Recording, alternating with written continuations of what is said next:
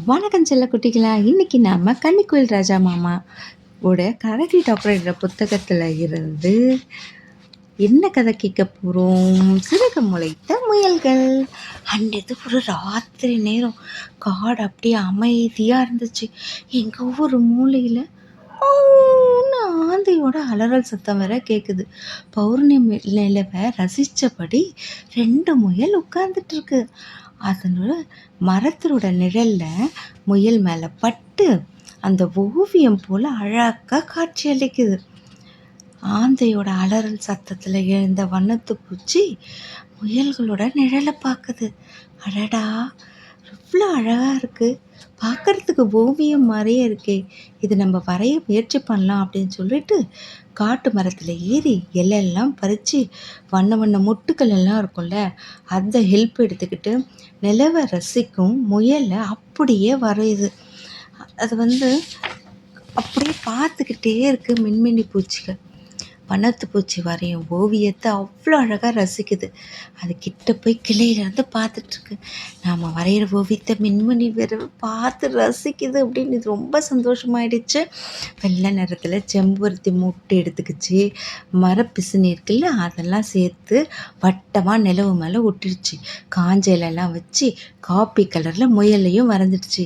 வண்ணத்து பூச்சியே, ஓவியம் ரொம்ப அழகாக இருக்குது. அதுலேயும் அந்த சின்ன பாறை மேலே முயல்கள்லாம் ரசிச்சுட்டு நிலாவை பார்த்துட்ருக்குல்ல, அது செம்ம சூப்பராக இருக்குது.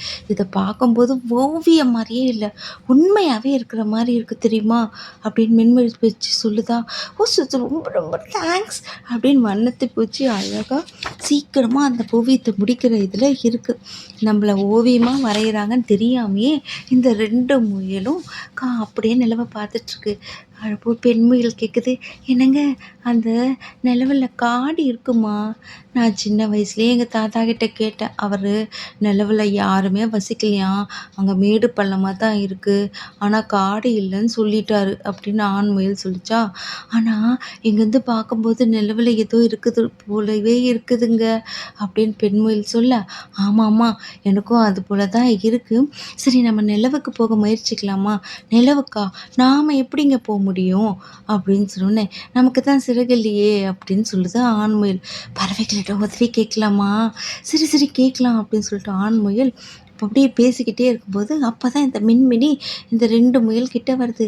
அப்போ பூச்சிகளை ஏன் என்னை சுற்றி சுற்றி வரீங்க அப்படின்னு முயல் கேட்கும்போது, நான் உங்களை ஒரு ஓவியமாக ரசித்தேனா, அது பார்த்த அந்த ஓவியம் நீங்கள் தானா அப்படின்னு சொல்லி கேட்குது. எனது ஓவியமா? அதுவும் எங்களை போலவே இருக்கா, எங்கே பார்த்தீங்க அப்படின்னு அந்த பெண் முயல் கேட்குது.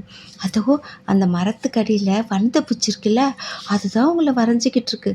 திரும்பி பார்த்த முயல் தாவி தாவி அங்கே போச்சு.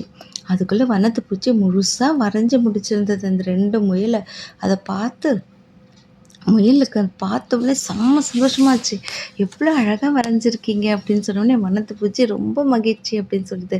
நாங்கள் நிலவுக்கு பறந்து போகலான்னு நினச்சிட்டு இருந்தோம் அப்படின்னு சொன்னோடனே பறவைக்கிட்ட உதவி கேட்கலான்னு வந்திருக்கோம் அப்படின்னே வண்ணத்து பூச்சி சொல்லுது.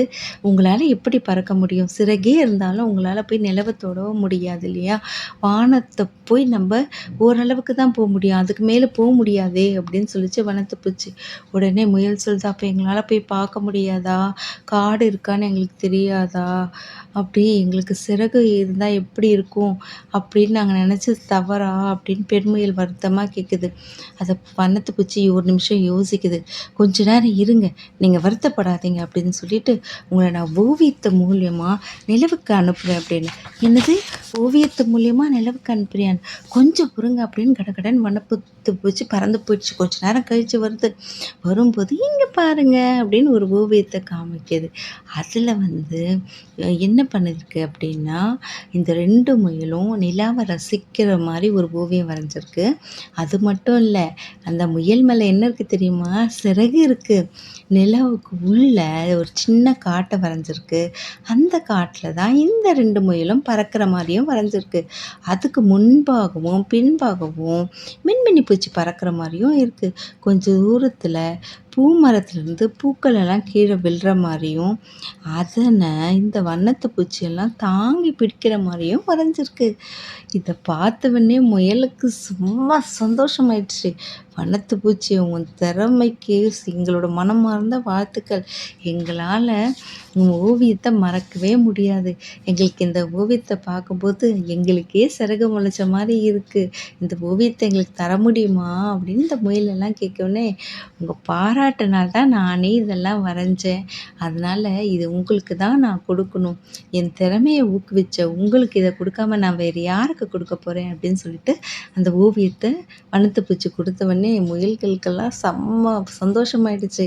ரொம்ப நன்றி. இன்னும் நிறைய ஓவியங்கள் வர அப்படின்னு அதுக்கிட்ட விசுவாசம் சொல்லிட்டு கிளம்பி போயிடுச்சு. உங்களிடமிருந்து விடை பெறுவது உங்கள் சாந்தி சரவணன் அத்தை.